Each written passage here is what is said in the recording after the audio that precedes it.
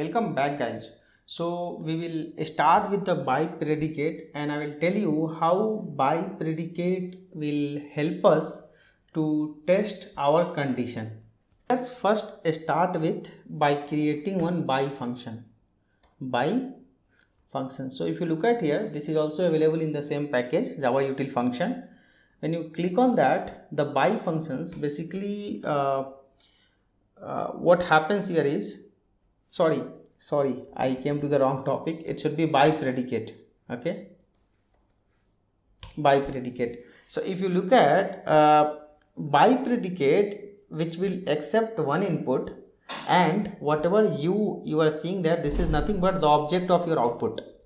Okay, so when you press on control and click on BiPredicate, so you can read about that BiPredicate represents a predict of two argument. This is two RT specializations. Okay, now what is the parameter? The type of first argument to the predicate and the type of second argument the predicate, right? It came as a part of Java 1.8, and if you look at here, it's a functional interface.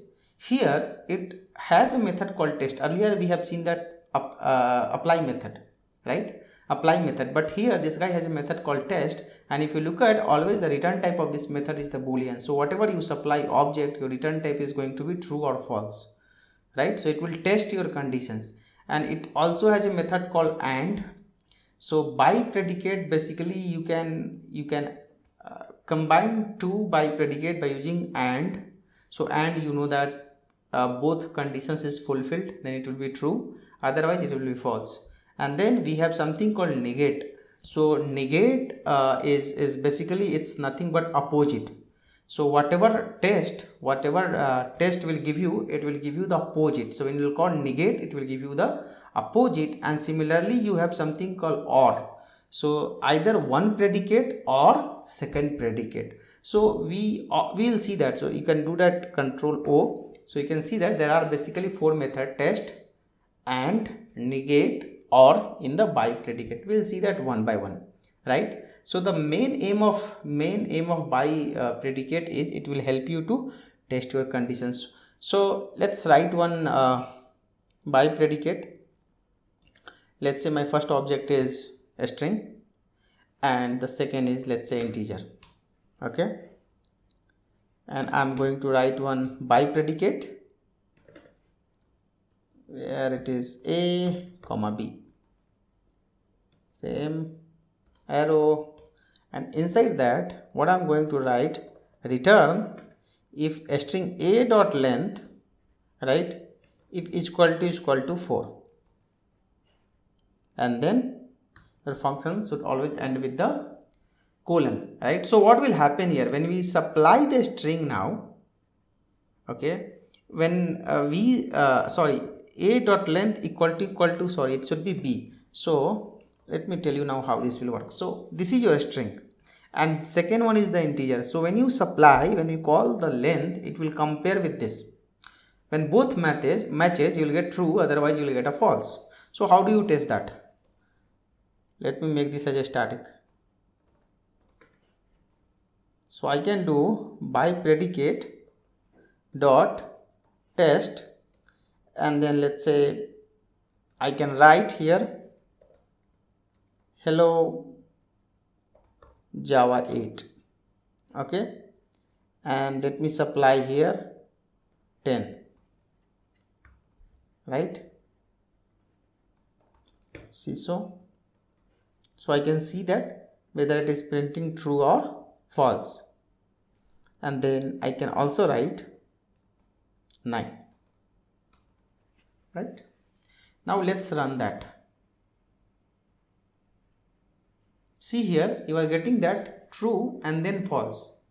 So what happens, the first conditions in when we call for this test, the first one length is 10, so this is returning true, whereas the second length is 10 but we are comparing with 9. So what will happen, your conditions will not be fulfilled, right? And whatever you have written, guys, whatever functions you have written, this is the implementations of the test.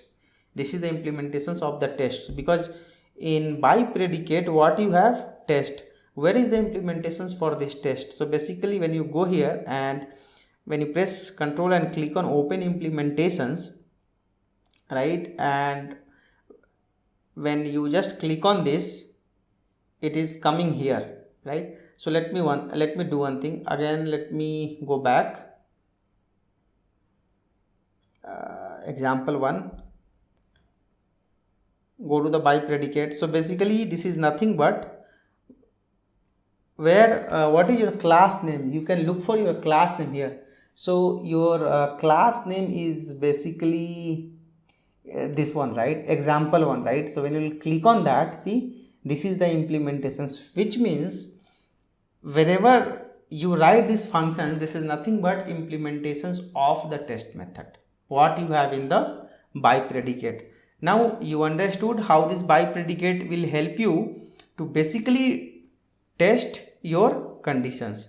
Now let me design some more examples so that we will understand. So let me create a class called student, and let's say a student has a private string name and it also has private int score. Okay, now what I will do, I will create getter and setter.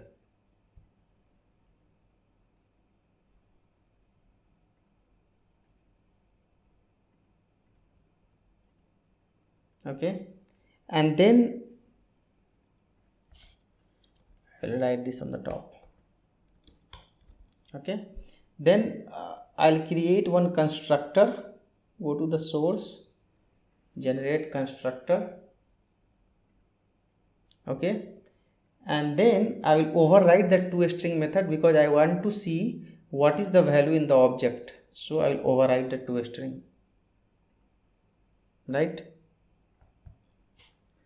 Let me take this down.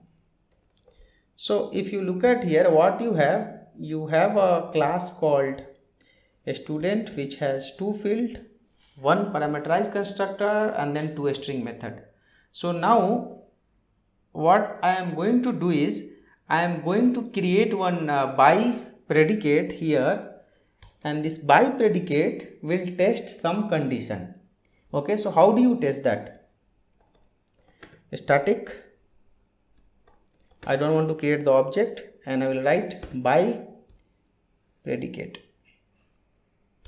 Okay, this guy will accept a string and also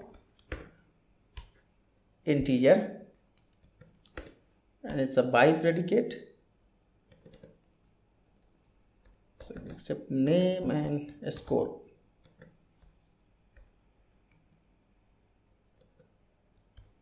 Angle bracket, inside that I'm going to write a logic here and with semicolon. So what logic I would like to write is, if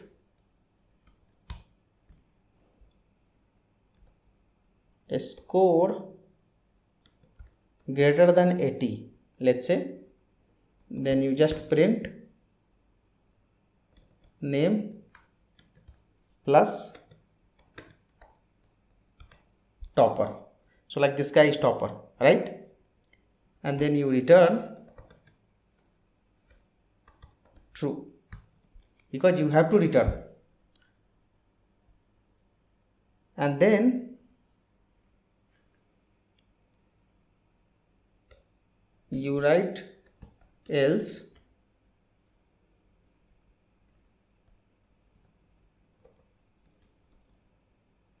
is not topper, and you return false.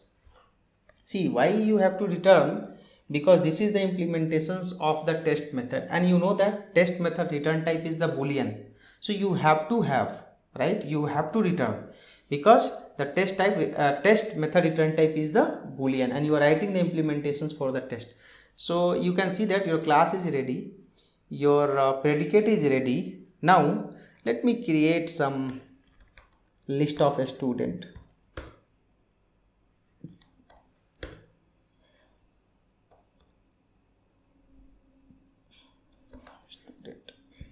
Import the list, okay, and I will create a reference, and then I will do arrange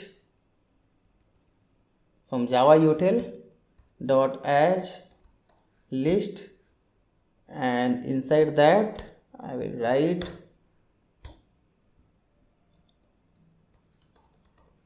test1 score, let's say 90. Right, this guy is the topper. Now I will do copy paste. This guy is test2. He is like brilliant, 94.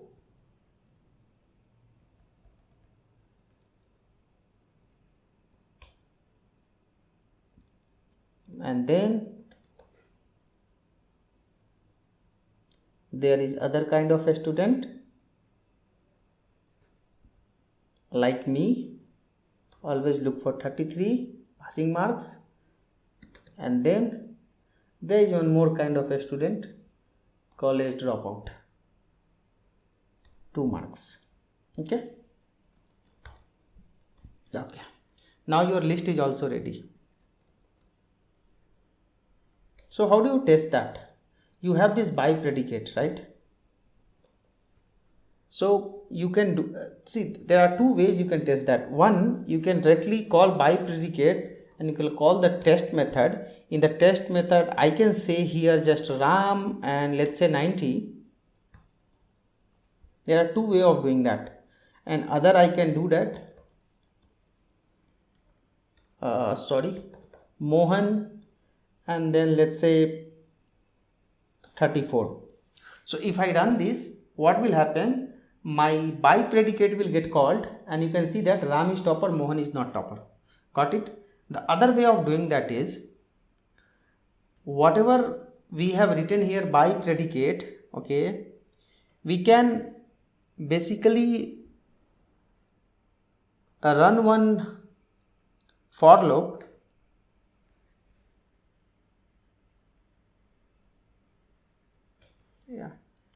So we can basically run a for each loop, and inside that we can call this dot test, and you know that this student has a student dot get name and then a student dot get a score. Okay, so this will also work fine. If I will do run as, you can see that test1 is topper, test2 is topper, test3 is not topper, and again test2 is not topper. So let me change the name for, let me keep here test4 so that we don't have any confusion. Right, you can see that your BiPredicate is working fine. So basically, if people will ask you what is the role of BiPredicate, so BiPredicate will help you to test the certain conditions. So you can write the conditions and you can test the conditions. See, the same way whatever BiPredicate you have written, this guy can also this guy can also accept a list of a student.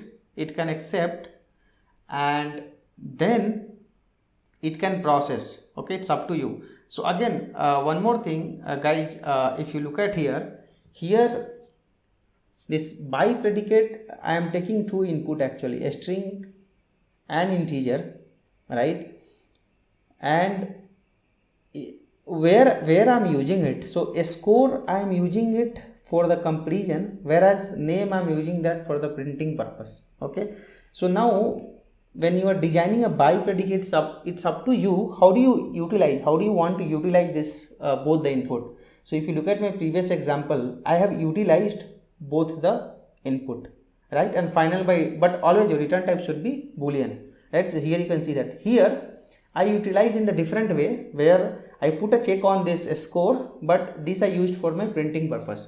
Now again, it's up to you. How do you want to write a BiPredicate? You can basically design n number of BiPredicate and you can test your conditions, right? So let me show you one more example so that you will have more understanding of BiPredicate. So let's say you have a BiPredicate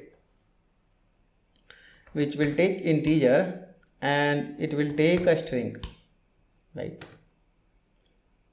Let's say this, you have something called condition. One conditions you want to test that. So what conditions you have is, you have conditions A, comma B. So what you want to do, you want to test, after arrow, you want to do that if A is greater than 30 and if your B a string dot, sorry, this is dollar actually, and B dot start with, let's say, R. Okay, this is one conditions. The second condition is,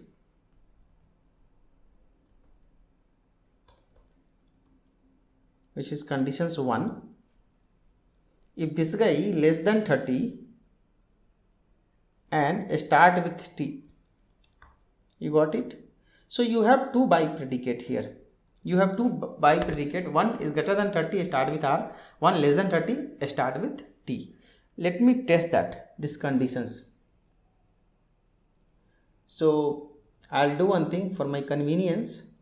I'll write inside the main method, so I don't have any issue while calling. Even I can call even though it is not inside main method, but that's fine. So I'll print this and I will write conditions 1 dot test 20 test 1. Cool. Then